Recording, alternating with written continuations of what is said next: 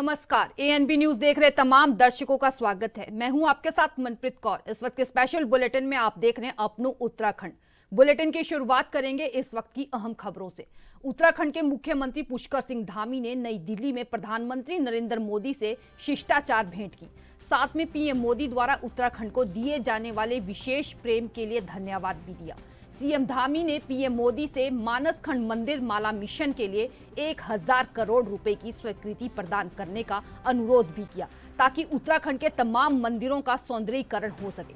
CM Dhami ने राज्य में विभिन्न योजनाओं के तहत किए जा रहे कार्यों की प्रगति की जानकारी पीएम मोदी को दी। मुख्यमंत्री ने कहा कि राज्य में 4 धाम यात्रा पर आने वाले यात्रियों एवं पर्यटकों को मानसखंड मंदिर माला के दर्शन करने के लिए प्रोत्साहित करने के लिए गढ़वाल तथा कुमायूं को जोड़ने वाले मार्ग का उच्चीकरण किया जाना चाहिए।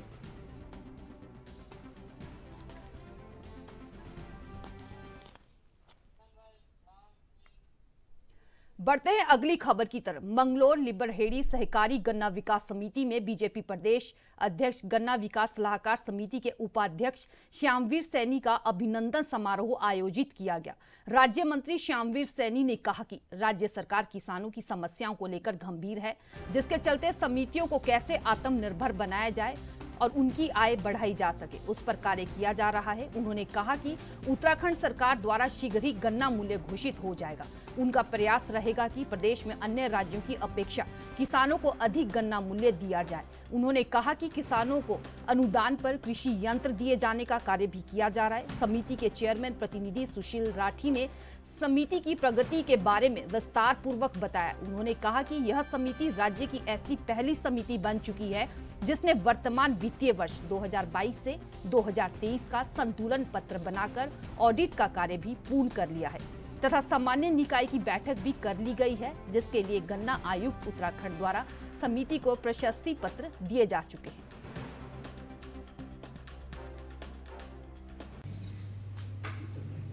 ये हरिद्वार देवभूमि उत्तराखंड का द्वार हरिद्वार है और हरिद्वार में भी सबसे पहले हम यहाँ इस नारसन ब्लॉक में इस गन्ना मंडी से गुजर कर आगे बढ़ते हैं और एक किस्म से मैं कहूँ कि गन्ने का सर्वाधिक अगर उत्पादन होता है तो उसी क्षेत्र में है। ये सिंचित क्षेत्र है और यहाँ का किसान भूमिपुत्र बहुत मेहनती है।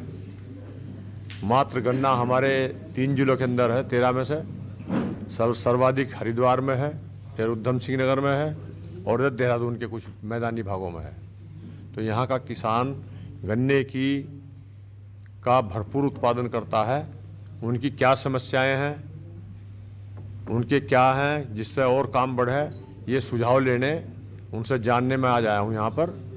और जो मुझे जिम्मेदारी दी गई है मुख्यमंत्री जी ने कि किसानों की समस्याओं को धरातल पे, क्योंकि मैं मूल रूप से किसान हूँ, गन्ना उत्पादक हूँ और मैं भी अपने क्षेत्र का जो है अच्छा गन्ना सप्लाई करने वाला रहा हूँ, तो इस बात के लिए आज आया हूँ। और बाकी इन्होंने ये स्वागत का कार्यक्रम रख दिया, इन सबका आभार।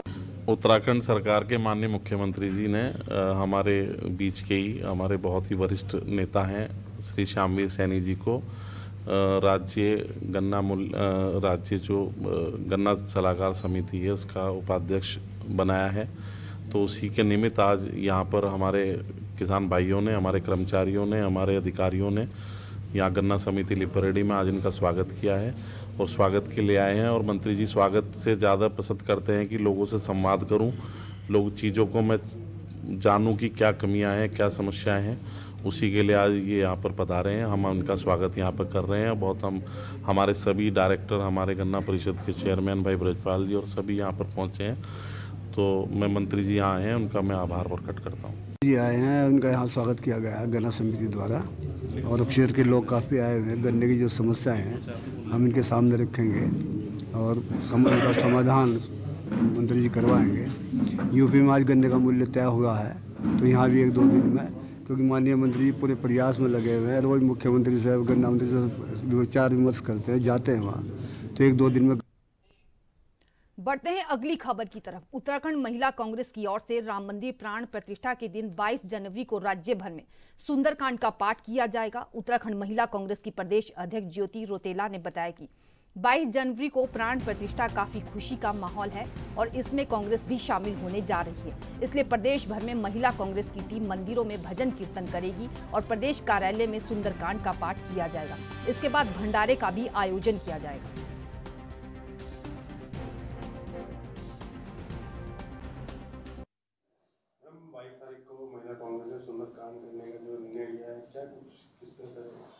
देखिए, ये क्योंकि उस दिन रामलला जी की प्राण प्रतिष्ठा हो रही है, तो हम लोगों को लगा कि इस खुशी में हमको भी शामिल होना चाहिए और इसलिए हम लोगों ने पूरे प्रदेश में जो हमारी महिला कांग्रेस की टीम है वो हर जगह मंदिरों में और हम लोग यहाँ पीसीसी में सुंदरकांड करेंगे, भजन कीर्तन करेंगे और मिठाइयाँ बांटेंगे, क्योंकि भगवान राम सबके हैं, वो हमारे भी हैं और हम लोगों को लगता है कि हमको उनके प्राण प्रतिष्ठा में इसका सुंदरकांड का आयोजन करना चाहिए, हमें कीर्तन भजन करना चाहिए, मिठाइयाँ बांटनी चाहिए, तो वो कार्यक्रम हम लोग।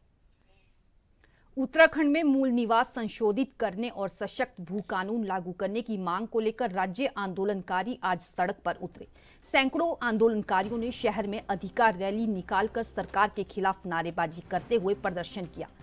एसडीएस कार्यालय पर भी आंदोलनकारियों ने अपनी मांगों को लेकर जमकर नारेबाजी की। मौके पर एसडीएम के माध्यम से राज्य के मुखिया को एक ज्ञापन भी भेजा। आंदोलनकारियों ने ज्ञापन में जल्द से जल्द राज्य में सशक्त भू कानून लागू करने के साथ मूल निवास वर्ष 1950 में लागू करने की मांग की। मांग पूरी नहीं होने पर आंदोलनकारियों ने उग्र आंदोलन करने की चेतावनी राज्य सरकार को दी है। प्रदर्शन करने वाले आंदोलनकारियों ने बताया कि राज्य गठन से पहले वर्ष 1950 के हिसाब से लोगों को मूल निवास प्रमाण पत्र मिलता था, लेकिन राज्य गठन होने के बाद सरकार ने इसे संशोधित कर दिया, जिससे उत्तराखंड के लोगों के अधिकारों का हनन होने लगा है।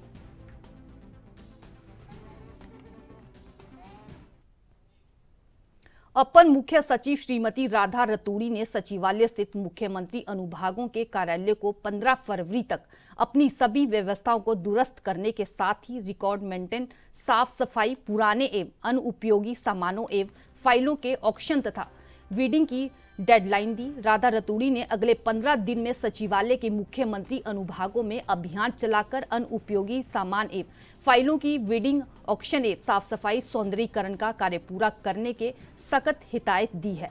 मुख्यमंत्री पुष्कर सिंह धामी के निर्देश पर शुक्रवार को सचिवालय स्थित मुख्यमंत्री अनुभागों का औचक निरीक्षण कर कार्यालयों की व्यवस्था, रिकॉर्ड मेंटेनेंस, साफ सफाई आदि का जायजा लेते हुए एससीएस श्रीमती रतूड़ी ने संबंधित अधिकारियों को अनुभागीय कार्यालयों को क्रमिक के लिए गरिमापूर्ण वर्क एनवायरनमेंट बनाने के साथ ही कार्य संस्कृति में सुधार की भी नसीहत दी है।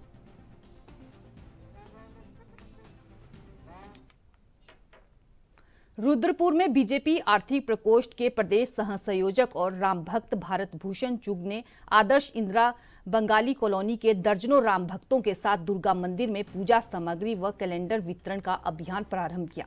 सबसे पहले उन्होंने दुर्गा मंदिर पहुंचकर माथा टेका और प्रभु श्री राम के जयकारों के साथ अपनी पूजा सामग्री वितरण कार्यक्रम प्रारंभ किया।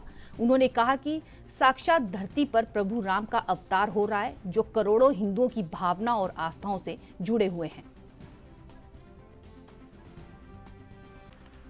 आज प्रभु श्री राम महलों में विराजमान होने जा रहे हैं। उनके साथ सीता माता, भाई लक्ष्मण, पवन पुत्र हनुमान, बालाजी महाराज जो हर जगह विराजमान है। आज भी कहते हैं कि जहां श्री राम का गुणगान हो वहां हनुमान जी, बालाजी महाराज अपने आप होते हैं। तो मुझे लगता है इस ध्वज के साथ साथ वो भी विराजमान है हमारे साथ साथ और उनका भी आशीर्वाद हम लोगों को मिल रहा है। तो हम लोग यही प्रण लेकर प्रभु श्री।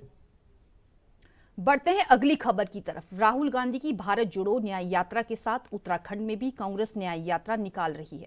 इसी क्रम में अल्मोड़ा में आज कांग्रेस कार्यकर्ताओं ने न्याय यात्रा निकाली। पंत पार्क से शिखर तिराहे तक निकाली यात्रा में कांग्रेस कार्यकर्ताओं ने अंकिता भंडारी को न्याय दिलाने की मांग की।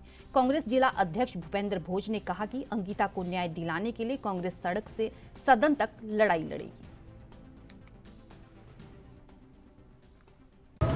देश में राहुल गांधी जी के नेतृत्व में भारत जोड़ो न्याय यात्रा चल रही है। उसी क्रम में जो है उत्तराखंड में भी न्याय यात्रा चल रही है, भारत जोड़ो न्याय यात्रा चल रही है। तो सबसे बड़ा जो उत्तराखंड में अंकिता भंडारी हत्याकांड हुआ था, उसमें उस जो छात्रा थी उसको जो है अभी तक न्याय नहीं मिल पाया। उसी को लेकर जो है उत्तराखंड कांग्रेस के आह्वान पर जो है पूरे उत्तराखंड राज्य में जो है अंकिता भंडारी। बढ़ते हैं अगली खबर की तरफ। आगामी लोकसभा चुनाव में एक और जहां कांग्रेस जीत का रास्ता तलाश रही है और लोकसभा चुनाव को लेकर तैयारी कर रही है, तो वहीं कांग्रेस के दिग्गज नेताओं ने अभी से ही सीटों पर दावेदारी पेश करना शुरू कर दिया है। हरिद्वार लोकसभा सीट के बाद अब कांग्रेस के नेता पौड़ी लोकसभा सीट पर भी दावेदारी पेश कर रहे हैं। पौड़ी से एक और जहां 2019 में चुनाव लड़ चुके मनीष खंडूरी एक बार फिर टिकट की दावेदारी कर रहे हैं, तो वहीं दूसरी ओर उत्तराखंड महिला कांग्रेस की प्रदेश अध्यक्षा ज्योति रौतेला ने भी पौड़ी लोकसभा सीट से चुनाव लड़ने की इच्छा जताई है। ज्योति रौतेला का कहना है कि वह पौड़ी लोकसभा सीट पर लगातार सक्रिय है और अगर पार्टी उन्हें मौका देती है तो वह पौड़ी लोकसभा सीट जीतकर दिखाएंगी। ज्योति रौतेला ने कहा कि पौड़ी क्षेत्र में कई ऐसे मुद्दे हैं जिन पर बात करने के साथ ही काम होना जरूरी है, फिर चाहे युवाओं के भविष्य की बात हो या फिर अंकिता भंडारी को न्याय दिलाना समेत तमाम मुद्दों को जनता के बीच ले जाएंगे और क्षेत्र विकास पर फोकस किया जाएगा। मुझे लगता है कि जब से राजनीति में आई हूँ, मैं उस लोकसभा के विधानसभा से तैयारी कर ही रही हूँ और 2012 में एमएलए के इलेक्शन में वहाँ से लड़ी हूँ। तो मैं ज़रूर चाहती हूँ, क्योंकि पार्टी लगातार इस बात पे फोकस है कि महिलाओं को टिकट मिलना चाहिए या महिलाओं को आगे आना चाहिए, महिलाओं की भूमिका जो है उस सक्रिय राजनीति में बढ़ चढ़ कर होनी चाहिए। तो पौड़ी लोकसभा क्योंकि मेरा गृह क्षेत्र है, वहीं से मेरी स्कूलिंग कॉलेज सब मैंने वहीं से करा हुआ है, तो मुझे लगता है कि मुझे महसूस हुआ कि मुझे इस वक्त पौड़ी लोकसभा से टिकट की दावेदारी रखनी चाहिए। मैं पार्टी नेतृत्व तो अगर मुझे मौका देगी तो मैं वहाँ से चुनाव लड़ना चाहती हूँ। मैं वहाँ की प्रदेश की महिलाओं को एक मैसेज देना चाहती हूँ कि हम सब लोग जो राजनीति में हैं उनके लिए भी मौके हैं और वो लोग भी हिम्मत से जुटकर अपने क्षेत्र में चुनावों की तैयारी कर सकती हैं और पार्टी उनको जरूर मौका देती है। अलग अलग मुद्दे रहते हैं, तो आपकी उस लोकसभा सीट के मतलब क्या ऐसे मुद्दे जो रहेंगे जो आप जो है जनमानस के बीच में लेके जाना चाहते हैं उन मुद्दों को लेकर? जी, कि मेरे पास सबसे बड़ा मुद्दा तो वहाँ पे जो हमारे युवा भाइयों के साथ अग्निवीर में जो खेल इस सरकार ने करा वो बहुत बड़ा मुद्दा है, क्योंकि पहाड़ी क्षेत्र का हर घर का एक व्यक्ति जरूर जो है आर्मी की जॉब में जाता है, फौज में भर्ती होने का एक सपना देखता है, और जिस सपने को इस सरकार ने कुचल दिया है, फौज को 4 साल में जो अग्निवीर में इन्होंने जो स्कीम ये लेके आए और जो उसमें युवाओं के साथ जो मजाक करा, जो उनकी भावनाओं के साथ मजाक करा, जो उनकी देशभक्ति थी, जो उनके भावनाएं थी देश की सेवा करने के लिए, वो बहुत बड़ा मुद्दा है। अंकिता भंडारी के साथ जो उस लोकसभा में हुआ है, एक पहाड़ की बेटी जब घर से निकलती है, गरीब माँ बाप बड़ी मुश्किल से अपने बच्चों को पढ़ाते हैं, आज पहाड़ में वो व्यक्ति रह गया है जिसके पास संसाधन कम है। जब उनके बच्चे घर से बाहर निकलते हैं और 18 दिन बाद उसकी हत्या हो जाती है, और ये जो सरकार है, जो भाजपा की सरकार है, क्योंकि इनके पूर्व राज्य मंत्री का बेटा, इनका कोई वीवीआईपी उसमें इन्वॉल्व हो, तो उस बच्ची को न्याय नहीं मिल पाता। एक वो बहुत बड़ा मुद्दा है। महिलाओं के ऊपर जो अपराध बढ़ रहे हैं पूरे प्रदेश में, वो मुद्दे हैं। शिक्षा है, जो गांव में स्कूल्स हैं वहाँ पर शिक्षक नहीं है, जो हॉस्पिटल है उनमें डॉक्टर्स नहीं है। बहुत सारे मुद्दे हैं जिनको लेके मैं अपनी लोकसभा में लोगों के बीच में जाऊंगी और इस सरकार। खबरों का सिलसिला लगातार जारी रहेगा। रुकते हैं छोटे से ब्रेक के लिए, फौरन लौटेंगे।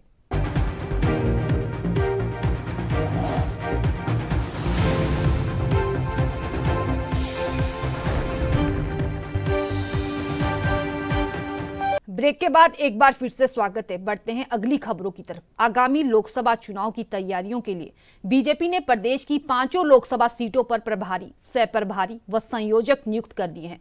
पुष्कर सिंह काला को पौड़ी और कुलदीप कुमार को हरिद्वार संसदीय क्षेत्र का प्रभारी बनाया गया है। टिहरी लोकसभा क्षेत्र में विनय रूहेला को प्रभारी, शैलेंद्र सिंह बिष्ट को सह प्रभारी व रमेश चौहान को संयोजक बनाया गया। पौड़ी से पुष्कर सिंह काला को प्रभारी, हेमंत द्विवेदी को सह प्रभारी, विजय कंवरवाण को संयोजक, अल्मोड़ा संसदीय क्षेत्र में सुरेश भट्ट को प्रभारी, दीपक महारा को सह प्रभारी, शिव सिंह बिष्ट को संयोजक, नैनीताल में बलवंत सिंह भौरियाल को प्रभारी, राकेश नैनवाल को सह प्रभारी, विवेक सक्सेना को संयोजक, हरिद्वार संसदीय क्षेत्र में कुलदीप कुमार को प्रभारी, आदित्य चौहान को सह प्रभारी, डॉक्टर जयपाल सिंह चौहान को संयोजक नियुक्त किया गया है।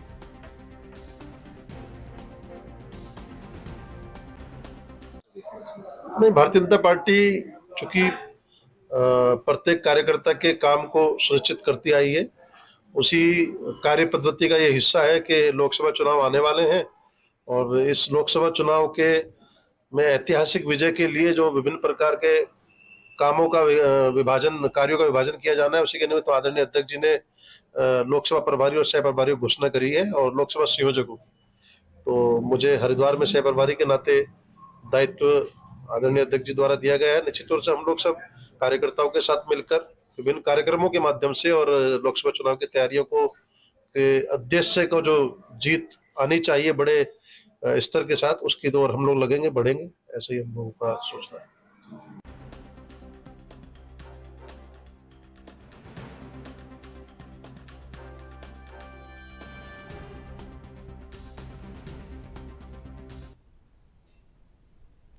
बढ़ते हैं अगली खबर की तरफ। आगामी 25 जनवरी को प्रधानमंत्री नरेंद्र मोदी युवाओं के साथ संवाद करेंगे, लिहाजा बीजेपी युवा मोर्चा ने इसकी तैयारी शुरू कर दी है। युवा मोर्चा के प्रदेश अध्यक्ष शशांक रावत ने बताया कि 25 जनवरी को युवाओं के साथ संवाद कार्यक्रम को लेकर प्रदेश के सभी 70 विधानसभा में युवा मोर्चा द्वारा कार्यक्रम आयोजित किए जाएंगे, जिसमें प्रत्येक विधानसभा में 1000 युवाओं का लक्ष्य रखा गया है, जो कि प्रधानमंत्री मोदी जी के युवा संवाद को सुनेंगे। प्रदेश अध्यक्ष शशांक रावत का कहना है कि उस दिन पूरे देश के युवा प्रधानमंत्री नरेंद्र मोदी को सुनेंगे और उत्तराखंड की 70 विधानसभा में प्रत्येक विधानसभा में 1000 युवा इस कार्यक्रम में हिस्सा लेंगे। इसके लिए युवा मोर्चा के सभी जिला अध्यक्षों को जिम्मेदारी दी गई है, साथ ही कार्यक्रम की तैयारी भी शुरू कर दी गई है।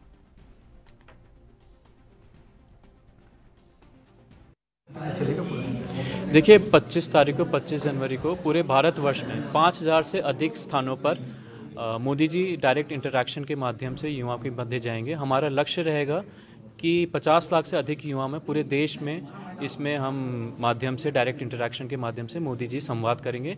और उत्तराखंड की यदि बात करें तो 70 विधानसभाओं में आयोजन किए जा रहे हैं, विधानसभा स्तर के कार्यक्रम हैं और प्रत्येक विधानसभा में 1000 से अधिक युवाओं की प्रतिभाग रहे। हम इसको सुनिश्चित करने का पूरा प्रयास करेंगे। उत्तराखंड से लक्ष्य क्या रखा आप लोगों ने इस बार? हमने प्रत्येक विधानसभा वाइज 70 विधानसभाओं में 1000 से अधिक युवाओं की हम इसमें प्रतिभाग लेंगे और हमारा जो ऑनलाइन रजिस्ट्रेशन है उसमें 1,80,000 से युवाओं का हम रजिस्ट्रेशन। बढ़ते हैं अगली खबर की तरफ। हल्द्वानी में कांग्रेस के स्वराज आश्रम में लोकसभा चुनाव के मद्देनजर नैनीताल लोकसभा के लिए चुनाव समन्वयक बनाए गए।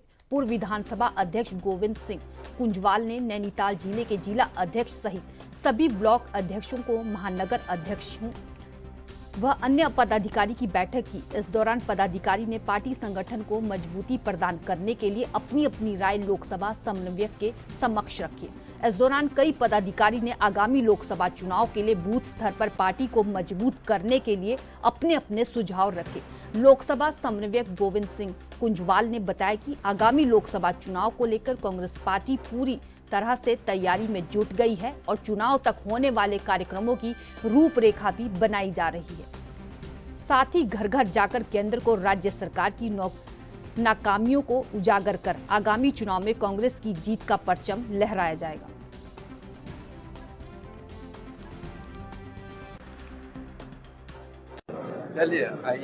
देखिए, हम जो हमारा संगठन है उस संगठन की मजबूती के लिए उन्होंने अभी तक क्या काम किया, कहाँ पर क्या बना है, इसकी समीक्षा कर रहे हैं और उसके बाद जो आगे चुनाव की रणनीति होगी वो भी बातचीत होगी, किस तरह से होती है, क्या करेंगे, कैसा करेंगे करके। तो चुनाव आ गए हैं, इसलिए चुनाव के संबंध में जो भी रणनीति बन सकती है, जो हम उनको बता सकते हैं या जो काम जमीन से करवा सकते हैं, उस जमीन को कराने का प्रयास किया जा रहा है। कैंडिडेट की नैनीताल लोकसभा का कोऑर्डिनेटर बनाया गया है और दिल्ली में उनको बनाया गया था सारे कोऑर्डिनेटर्स को और वहाँ पे वॉर रूम में पूरी तैयारी के साथ किस प्रकार से रूपरेखा रहेगी और हर 10 बूथ एक मंडलम बनाया गया और उस पर एक प्रभारी भी देना ताकि 2 लोग 10 बूथ की जिम्मेदारी लेके मॉनिटरिंग भी करें और जितने पदाधिकारी जैसे जिला कार्यकारिणी के 150 पदाधिकारी हैं, तो वो 150 के 150 लोग अपने अपने जो बूथ हैं और जो उनके आसपास के लोग थे वहाँ पे वो मंडलम प्रभारी बने या मंडलम बने। और साथ ही साथ ये जो व्यवस्था है ये कर्नाटक और तेलंगाना चुनाव में बड़ी कारगर साबित हुई, इसलिए रणनीति के साथ कांग्रेस आगे और इस बारी बड़ी जो हमारी नीति रहेगी चुनाव बूथ स्तर पर और ब्लॉक स्तर पर कांग्रेस को मजबूत करनी है। उसी संदर्भ में ये बैठक है। कैंडिडेट कोई भी हो उसे एक सिस्टम तैयार यहाँ पे मिलेगा जिससे कांग्रेस के लिए प्रचार प्रसार की जो प्रणाली है वो आज से ही शुरू कर कैंडिडेट जो भी आएगा उसे एक तैयारी मिलेगी लोकसभा चुनाव में इससे मजबूत होगी। फिलहाल मेरे साथ अपनू उत्तराखंड के स्पेशल बुलेटिन में इतना ही। तमाम अहम खबरों के लिए देखते रहिए ANB न्यूज़। नमस्कार।